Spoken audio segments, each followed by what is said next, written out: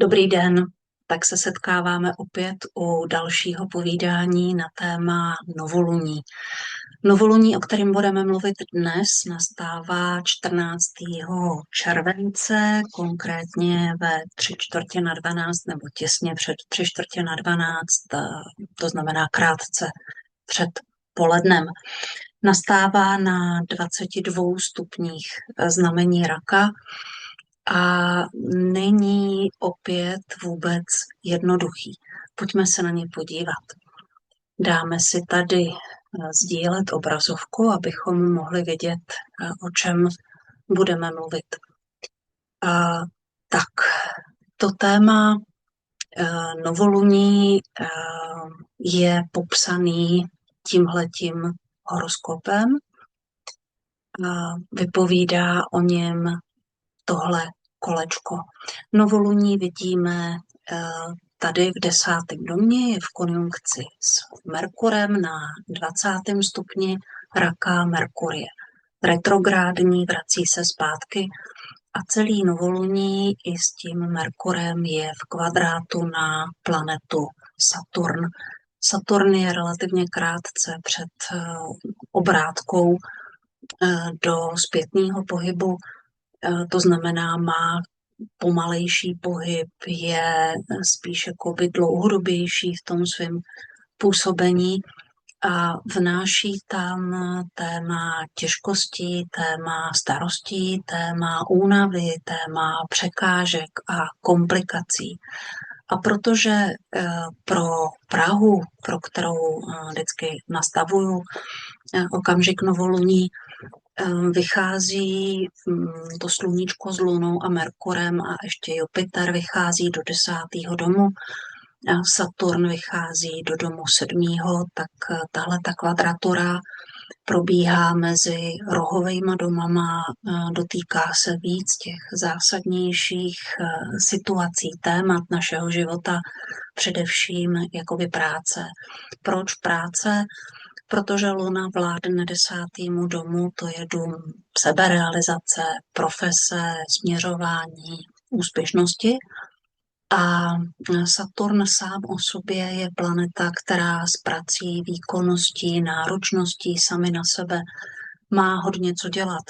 Navíc tím, že Saturn je v Beranu, tak to je taky jakoby docela signifikantní, protože Beran je znamení, který opět souvisí s prací, s výkonem, s potřebou jednat, konat něco, vykonávat v něčem, být aktivní.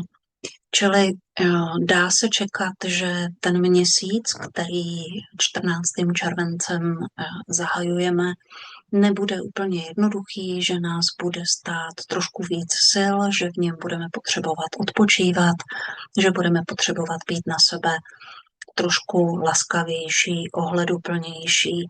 Neměli bychom to úplně podceňovat, protože těch věcí, které ukazují na možné zdravotní komplikace, je v tomhle horoskopu poměrně dost.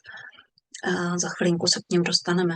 Nicméně, když budu ještě chviličku mluvit o tom Saturnu a Merkuru a Luně a Sluníčku, dává nám to téma vážnosti, téma trpělivosti, zodpovědnosti, tvrdšího potýkání se s realitou a dotýká se to jak našich mentálních a komunikačních schopností, o nichž mluví Merkur, tak samozřejmě síly, vitality, hrdosti, o kterých mluví Sluníčko, životní síla, schopnost prosadit se, prezentovat se a zároveň i našich emocí, prožívání, citlivosti, o kterých mluví Luna. To znamená, je tu něco, co kombinuje 3 ze 4 nejdůležitějších planet, který používáme. To jsou takzvané osobní planety.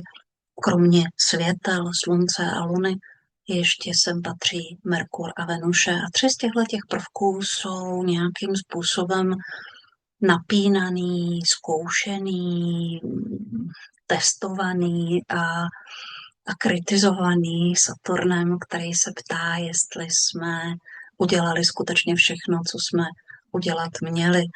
Saturn tady ovládá 4. dům, Luna ovládá 10. dům, čili ten rozpor se hodně týká jakoby napětí mezi rodinou, bydlením, domovem a tím, kde chceme něco dokázat. A probíhá to i v rámci nějakých partnerských vztahů, tématu spolupráce, tématu mezilidského fungování. Tahle ta kvadratura, takhle hodně jakoby vypíchnutá, ovlivňuje ze zdravotního hlediska téma žaludku. A i to, že sluníčko prochází oblastí raka, Luna se tam s ním setkává, může souviset s oblastí našeho trávení. Téma žaludek, téma slinivka jsou něco, na co bychom si měli trošičku víc dávat pozor, protože jsou v tuhle dobu citlivější, náchylnější. Saturn se nachází v Beranu, tam se to může týkat oblasti hlavy, bolestí hlavy, problémů s očima, s ušima. Tady bychom taky měli být trošku opatrnější na to, co se děje nebo neděje. Pokud by nějaký problémy se objevily, tak by asi bylo lepší si je trošku jakoby pohlídat a nemávnout nad tím rukou. Kvadrát a opozici společně všechny ty prvky dělají do oblasti někde kolem půlky, 20 stupňů kozoroha, a to souvisí s oblastí kolenou. Můžeme mít v tom příštím období i zde nějaký překvapivý bolesti, na který třeba nejsme úplně zvyklí, tak je dobrý uvědomit si, že tam způsobuje konstelace, která mluví o přehánění, o větší zátěži, o větším výkonu a že je dobrý si jako odpočnout. No a pak sem ještě vstupuje nějakým způsobem složitěji zdůrazněná oblast vah, která souvisí s ženskýma orgánama, to znamená u žen děloha vaječníky, no a aby to pánům nebylo líto, tak i u nich se může trošku ozývat téma prostaty. Mrzutý je, že se to tady násobí, že vlastně Saturn tím, že je zhruba v půlce 7. domu, tak se na něj po té zdravotní stránce můžeme dívat trochu, jako kdyby byl v polovičce vah, a sluníčko s Lunou a s Merkurem jsou v půlce 10. domu a tím pádem jsou jako kdyby zdravotně nahlíženo v polovině kozoroha, čili se nám tam ty témata násobí. Mělo by smysl být na tyhle oblasti trošku opatrnější v tom následujícím měsíci. Nepřetěžovat je, nezanedbávat tam prevenci. Pokud by se něco objevilo, tak to prostě budeme řešit a nebudeme se tvářit, že pštrosí politika je nejlepší možný řešení. O té zdravotní stránce už jsem trošku naťukla, že se tady těch věcí může objevovat malilinko víc. Neptun, který pro ten okamžik přesného novoluní pro Prahu, to znamená se vztahem k České republice, Neptun tady ovládá 6. dům a zase mluví o práci na jedné straně a taky o zdravotních souvislostech takového toho běžného každodenního ražení, o tom, jak se staráme nebo nestaráme o svoje tělo a jak nám na to tělo odpovídá nebo neodpovídá laskavou či méně laskavou odezvou. No a ten Neptun je tady v opozici na ascendent a v kvadrátu na médium celý, čili jakoby chytá, rozehrává obě dvě osy v tom horoskopu, čili může zase dělat nějakou neplechu, může vnášet podivnosti nebo nějaký netradiční, nestandardní chování. On teda hodně ovlivňuje i oblast mezilidských vztahů, partnerství a spolupráce. Tam se můžou objevovat témata, které s tím Neptunem souvisí, a ty nejsou úplně jako nejlepší, čili v mezilidských vztazích se dá čekat nějaký mlžení, faleš, nějakou, nechci říct přímo podvodný jednání, ale ne úplně jako otevřenost.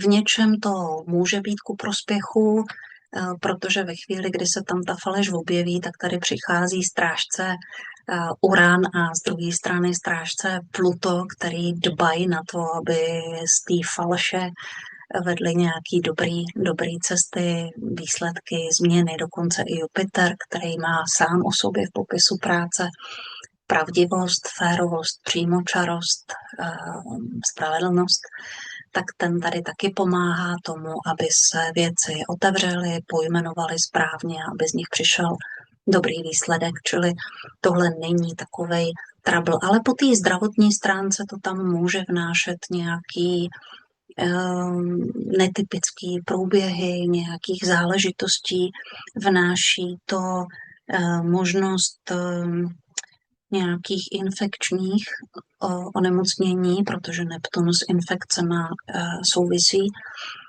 A je to tu vidět ještě kvadrátem mezi Venuší Marsem, z Pany do blíženců, když Venuše je vládkyně ascendentu a spoluvládkyně domu 8.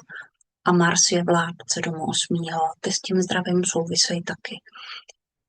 To znamená, tady se dostáváme ke kvadratuře, která probíhá mezi pohyblivými znameníma, merkurickými znameníma, čili můžeme se dostávat do konfliktu, do prudkého, bouřlivého, střetového jednání. Tady to čteme jako Venuši vládkyně ascendentu a Mars jako vládce 7. domu, čili téma já versus druhý lidi, viděno ve vztahu samozřejmě ke všem obecně, čili téma mezilidských vztahů je napjatý, je konfliktní, je hodně podbarvený tou potřebou řešit věci výbušným způsobem. Přidává se k tomu Uran, který tam rozhodně klidu nepřidá, je to takový jako konfliktní, výbušný. Už sama o sobě ta doznívající konjunkce Urana s Marsem v blížencích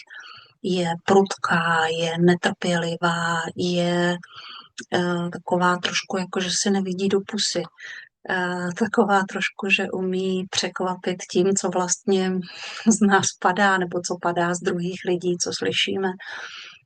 Tady by mělo platit takový to Verichovo. Já když mluvím, já se poslouchám, abych neřekl něco, co nechci slyšet, tak to si myslím, že platí v partnerských vztazích nebo v oblasti spolupráce mezilidský. To platí opravdu velmi. Takže to je jedna věc. A druhá věc je, když to budeme číst z hlediska zdravotního, tak ty pohyblivý znamení, blíženci Pana, mohou dávat téma dýchacích cest, mohou dávat téma trávení, mohou dávat téma třeba ale i hmyzu, protože se obávám, že obecně to současné období s těma škůdcema v blížencích dává víc prostoru pro napadení hmyzem nebo pro neklid, který se týká těch bodavých, více či méně pruhovaných potvůrek, kterých je každý léto poměrně dost, ale to se trošičku bojím, že by tam toho mohlo být víc, jako kolize nebo nějaký výraznější poštípání. A měli bychom být opatrnější i na infekce přenášený klíšťatama. Dává k tomu trošičku jakoby vodítko ten Neptun, který jakoby ty infekční věci sám o sobě nese, i ty pohyblivý znamení, čili na tohle trošičku pozor. Může se taky objevit nějaká infekční choroba, jakože nějaká epidemie nějakých letních viróz, dýchací cesty, něco v tomhle duchu, čili i po téhle stránce je dobrý dopřát si jako odpočinek, dopřát si do léčení těch věcí. a úplně to nepodceňovat. Ono totiž je nepříjemný, že i Venuše je složitě aspektovaná, nemá vlastně žádnou podporu. Sluníčko s Lunou taky nemají žádnou podporu od ostatních planet a to je vždycky takový jako trošku náročnější, nemusíme se cítit úplně v kondici. Na druhou stranu dá se s tímhletím horoskopem pracovat samozřejmě, pokud budeme rozumní a pokud budeme chtít, tak se s tím dá pracovat i tak, že vlastně se můžeme podívat, co je pod povrchem věcí, v čem můžeme svůj vztah k sobě i k druhým lidem nahlížet jinak. Je tady ten Merkur s Uranem harmonicky vůči ascendentu, co jsem řekla, Pluto s Uranem samozřejmě. Jsou harmonicky vůči ascendentu, Jupiter harmonicky vůči ascendentu. A jestliže Uran jsou rychlý, prudký, zřejmý, rázně probíhající změny, pak Pluto jsou ty změny, které jdou pomalejc z gruntu, spíš takovým tím způsobem kvašení nebo postupného dozrávání. A má to ještě tu zajímavou souvislost, že vlastně Pluto je tady vládcem třetího domu, čili souvisí se způsobem, jak mluvíme, jak přemýšlíme, co si přečteme, zkrátka jak zaměstnáváme svoji hlavu a svoje komunikační schopnosti. A Uran stojí v 9. domě, který mluví zase o tom, že ty věci nějakým způsobem dál zpracováváme. Nejenom, že si je přečteme, ale že o nich i přemýšlíme. A tady se mohou rodit jakoby zajímavý nápady. No a podpoření Jupiterem je z tohohle úhlu pohledu velmi silný, protože Jupiter je za prvé spoluvládce třetího domu, čili souvisí s tou komunikační stránkou ještě jako silnic.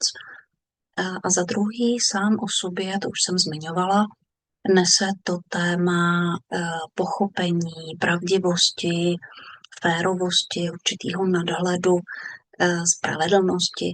Čili i tohle nám může hodně pomoct. Navíc ten Jupiter je nejpřesnějc vůči ascendentu zapojený, zakomponovaný. Takže vlastně má jakoby nejvíc páky na to v tom osobním a mezilidském poli dělat změny, dobírat se k vývoji, dobírat se k dobrým výsledkům. A to je určitě hodně zajímavý. Navíc máme Jupiter poměrně neuvěřitelně přesně mezi Uranem a ascendentem a hodně pomáhá situaci i to, že je uprostřed mezi Venuší a médiem celý.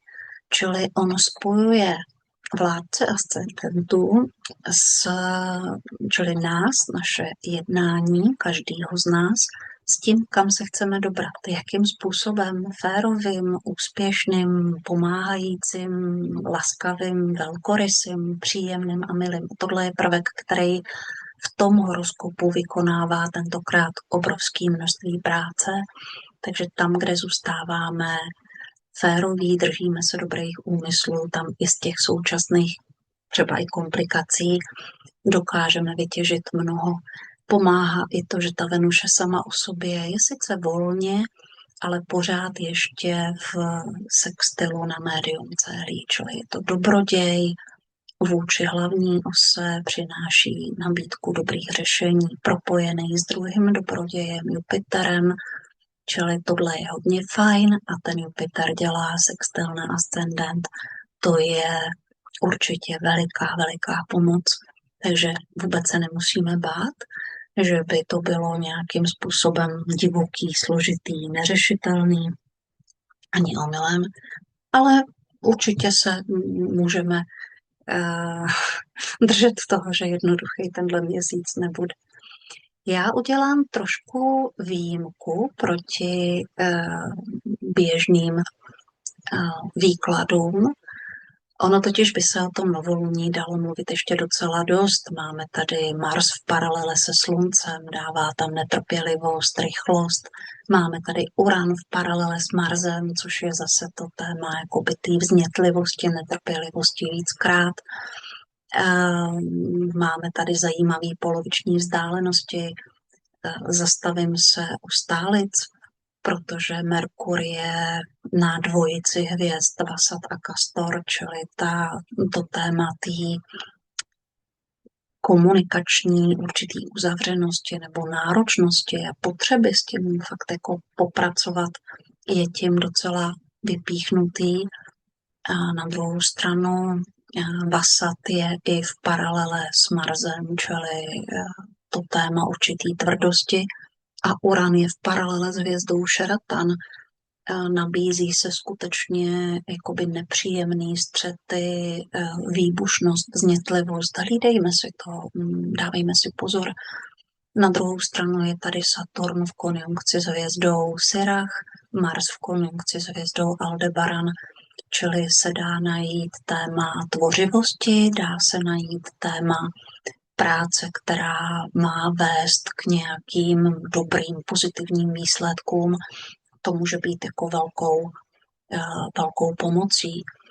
A nesmím zapomenout zmínit, že velkou pomocí pro tenhle měsíc je i dostatek pohybu a sportovního vyžití, pobyt v přírodě. To tady ukazuje Uran jako vládce 5. domu, harmonicky vůči Plutu, vládci 3. i vůči Jupiteru, spoluvládci 3. Čili budeme-li se pohybovat, budeme-li živí, v tom smyslu vitalita, akčnost, tak samozřejmě nám to bude hodně prospívat. Takže to je ještě doplněk k tomu novoluní. A já teď udělám takovou trošku neobvyklost. My se většinou nebavíme v tuhle chvíli o následujícím úplňku, ale pojďme se na něj podívat. On je totiž tentokrát taky hodně zajímavý. A proč by nás měl při novoluní zajímat úplněk? Berme novoluní jako začátek nového cyklu, který trvá do dalšího momentu novoluní. A jestliže něco v tom bodu novoluní začne, pak za úplňku se ukazuje ten vrchol, to, kam směřujeme, to, kam to celý vede. A pak vlastně jakoby tu další část necháváme věci dozrávat a podobně. A zajímavý je to i z toho důvodu, že vlastně příští novoluní, který nastává, a teď jsem sama sebe nachytala, 12. ano, je to tak, 12. srpna, tak tohle novoluní je se zatměním slunce. Za novoluní nemůže nastat jiný zatmění než právě sluníčka, ale každopádně počítejme s tím, že ten další začátek bude nějakým způsobem napjatý, bude v něm víc tenze, bude se naskýtat možnost něco přehlídnout, něco podcenit, tak na to jenom upozorňuji dopředu. Ale dobře, pojďme se teď podívat na tu mezifázi, která mluví o úplňku, nebo o které mluví úplněk 29. července. Přesný okamžik úplňku nastává chvilku po 5:30 odpoledne a zase je to počítáno pro Prahu. Máme tady poměrně silně obsazený mužský znamení, čili ukazuje to na potřebu jednat aktivně, být výkonní, být ti, kdo, nebo nejenom my, ale obecně věci se budou mít tendenci uvádět do pohybu, bude tam hodně intenzivno. Ale to, co je na tom horoskopu neskutečně zvláštní, je přesně umístěný Uran na descendentu, čili v opozici na ascendent. To téma mezilidských vztahů, téma partnerského fungování může být nějakým způsobem vyvrcholením něčeho. Jestliže teď při novoluní jsme měli na hrotu 7. nebo v blízkosti hrotu 7. domu Neptun a ten mluvil o mlžení a určitých předstíráních a falši, tak ten Uran tam přichází tak trošku jako kladívko na nějaký kokosový ořech a prostě ťuk a všecko praská a je evidentní, viditelný to, co bylo pod povrchem, čili pravda někdy přichází takovým tím stylem, nechci říct přímo pěstí mezi oči, to je přece trošku drsný vyjádření, ale je tam jakoby jasno, je tam čisto a už se nedá předstírat vůbec nic. Nicméně, my máme tohle léto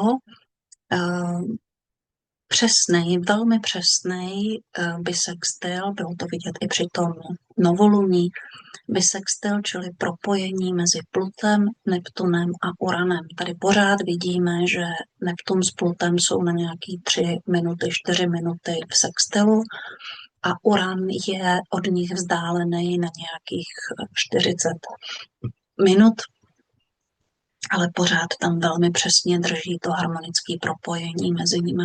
My jsme o tom mluvili v těch videích už víckrát.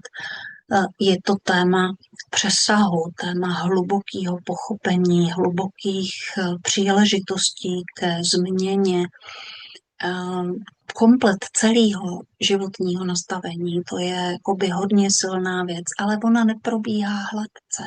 Ona od nás vyžaduje nějakou práci a když na to neslyšíme, tak nás ty okolnosti k těm změnám trochu nutí a to už se nám úplně nelíbí. Teď v červenci se tam přidává i Jupiter. Při novoluní byl na nějakých 2 stupních lva, při úplňku toho 29.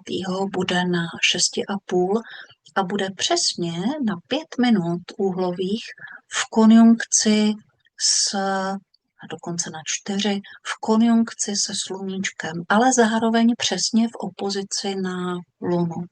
A to je velmi zvláštní. Vnáší se sem téma férovosti, téma hrdosti, téma rychlosti, téma sebevědomí. A je to hodně intenzivní téma, ale taky téma pravdivosti a jakoby neodkladnosti toho věci chápat, dívat se na ně tak, jak opravdu jsou. Luna naproti tomu je v konjunkci s Plutem. Už to není tak přesný, tady je to na nějaký 2,25, na nějakýho 2,25 stupně, ale pořád je to hodně cítit. Čili my tu máme na jednu stranu lehkost, sebevědomí, hrdost, uvědomění, touhu bavit se, touhu užívat si, který tam vnáší to slunce s Jupiterem ve lvu.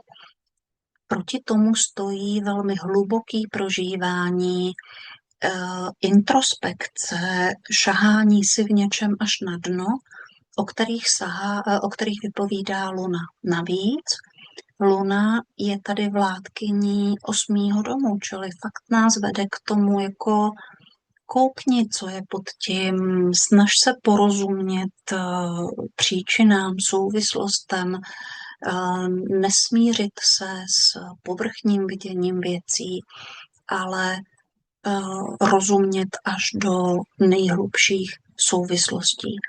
Celý to novoluní se rozprostírá mezi 2.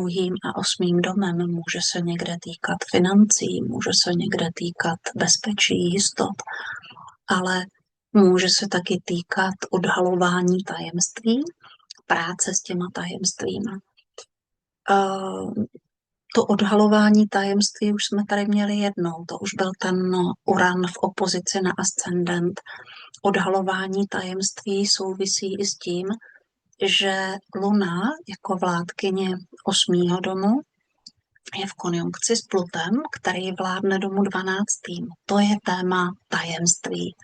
Ale proti ním stojí Jupiter, vládce ascendentu, čili velmi důležitá planeta v tuhle chvíli, v konjunkci se sluníčkem, vládcem 9.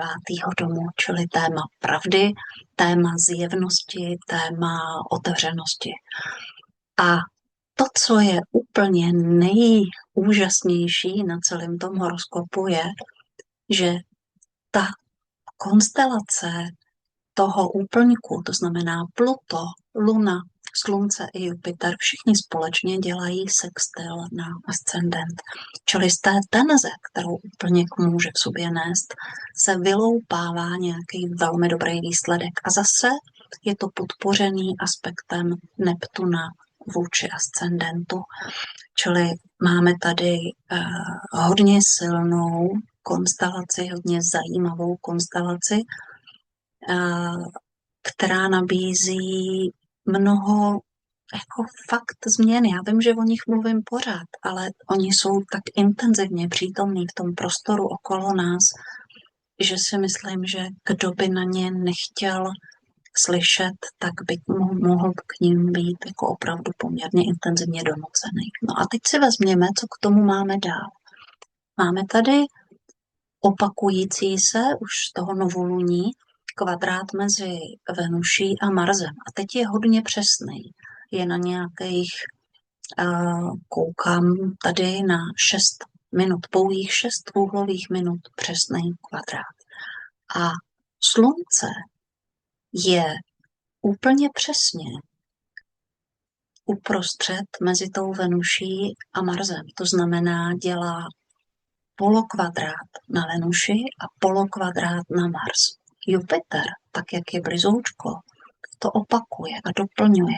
Čili my tu máme útvar 2 polokvadráty a 1 kvadrát, čili jakýsi napětí mezi planetama, který mluví o akčnosti, o jednání, zároveň o nemožnosti jakoby něco předstírat a doplněný je to tím přesným aspektem Luny.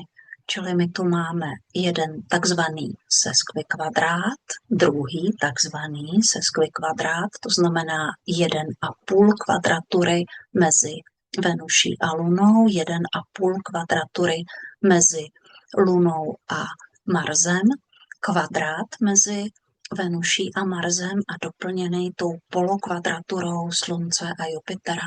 To je neskutečně zajímavý útvar, který jako opravdu vede k akci, vede k potřebě nějak jednat, nějak být zapojení do dění a pokud možno dělat ty kroky, které od nás život nějakým způsobem vyžaduje. Čili je to jakoby zajímavý, hodně intenzivní čas, doprovázený nějakým neodpouštěním, nátlakovostí. Nicméně ty trigony a sextily vůči ascendentu mluví o tom, že když si stoupnem čelem k tomu, co po nás ten osud nebo okolnosti požadují, tak výsledek může být neskutečně silný, neskutečně pozitivní. Tak, to je za mě k tomu tématu novoluní a mezilehlýho úplňku pro tentokrát všechno. Já nám však přeju, ať si užijeme prázdninový týdny nejlíp, jak to jde, ať vytěžíme z těch harmonických aspektů, které se tam naskýtají, což je ten Pluto, Uran, Neptun a ještě k tomu Jupiter, ať z nich vytěžíme maximum a ať je nám dobře, ať zůstáváme zdraví, veselí a optimističtí. Mějte se krásně, já se na vás budu těšit za měsíc.